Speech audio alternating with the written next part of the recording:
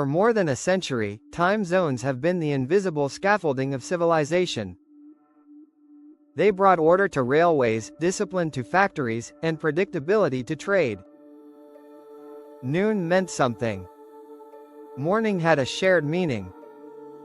Society synchronized itself around the sun, then industrialized that synchronization into zones, timetables, and routines. Now imagine this scaffolding removed overnight. No GMT. No PST.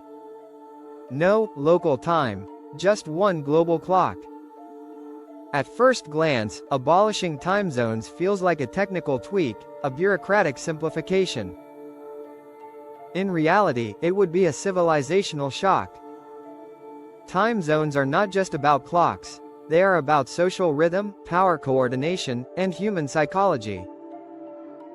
With one universal time, 9 o'clock would no longer mean morning. In some regions it would be midnight. In others, high noon. The sun would rise at 2:17 in one country and set at 14:42 in another, yet everyone would call it the same hour. Language would break before systems adapt. The immediate argument for abolishing time zones is efficiency. Global businesses already live in a fractured temporal reality: late-night Zoom calls, emails sent yesterday, but received tomorrow, stock markets opening while half the world sleeps. One global clock promises alignment. No confusion. No conversions. No missed meetings. But efficiency is a corporate value, not a human one. Humans evolved around daylight, not dashboards. Our bodies follow circadian rhythms older than cities themselves. Time zones, imperfect as they are, still loosely honor biology. Remove them, and you force humans to mentally detach time from light. Work hours become abstract. Night and day lose linguistic authority. This is where tradition clashes with innovation. Historically, time was local.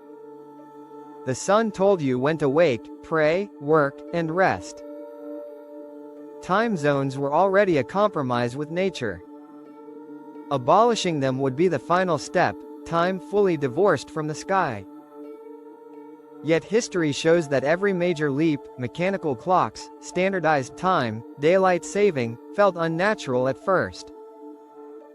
Civilization progresses by overriding instinct with structure. The question is not whether we can abolish time zones. It's whether we are ready to manage the consequences of a world where time is global but experience remains local. From a corporate standpoint, abolishing time zones is seductive. Markets hate ambiguity.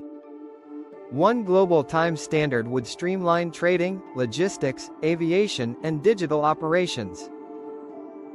Financial markets could operate in rolling shifts without the symbolic opening bell. Supply chains would run on a single temporal language.